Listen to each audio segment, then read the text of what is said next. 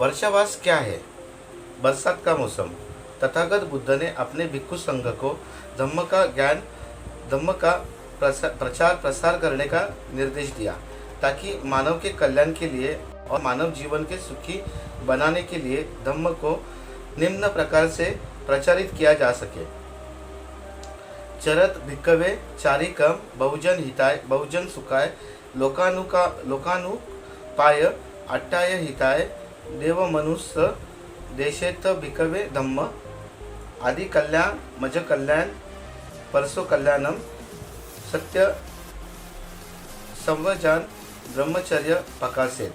भिक्षुओं बहुजनों के कल्याण के लिए, लोगों के सुख के लिए, लोगों के प्रति दया के लिए, मानव कल्याण के लिए आपको धम्म का प्रचार करने के लिए प्रवृत्त होना चाहिए।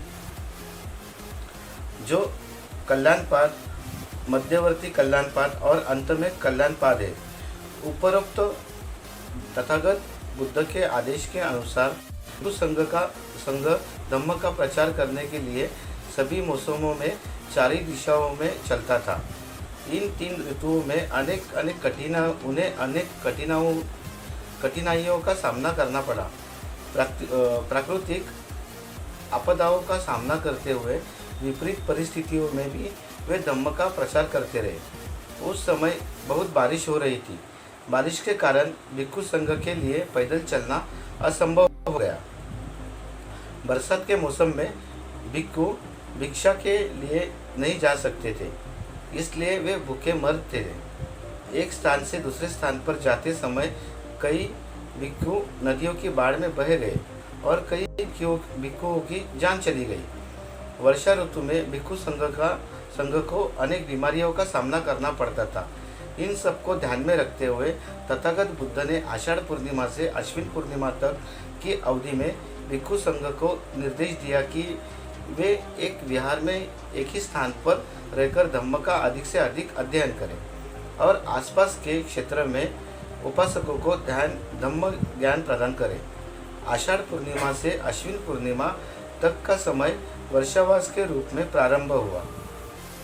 वर्षावास का अर्थ है वर्षा ऋतु में निवास करना। गर्मी के मौसम में श्रद्धालु उपासक उपासिका विहार में जाकर धम्म श्रवण करते थे। विहार में उन्होंने भिक्षुओं को भक्तिभाव से भोजन कराया। इसके अनुसार ईस्वी पूर्व तथागत बुद्ध के समय से ही यह काल चला आ रहा है। तथागत बुद्ध ने अपना पहला वर्ष 527 ईसा पूर्व ऋषिपतन सारनाथ में बिताया और अपना अंतिम 45वां वर्ष 483 ईसा पूर्व में बिताया। उन्होंने स्वयं श्रावस्ती, जेतवन, वैशाली, राजगृह आदि विहारों में निवास किया। इस प्रकार तथागत बुद्ध ने सद्धम्म का प्रचार किया और मनुष्य को धम्मपद की ओर अग्रसर किया। वर्षावास का संबंध भगवान गौतम बुद्ध के जीवन की कई यादगार घटनाओं से जुड़ा है। वर्षा ऋतु आषाढ़ पूर्णिमा से शुरू होती है और अश्विन पूर्णिमा पर समाप्त होती है। बौद्ध धर्म में वर्षा का विशेष महत्व है। सभी बौद्ध उपासकों को इस 4 महीने की अवधि के दौरान अपने घरों में प्रतिदिन प्रार्थना करनी चाहिए।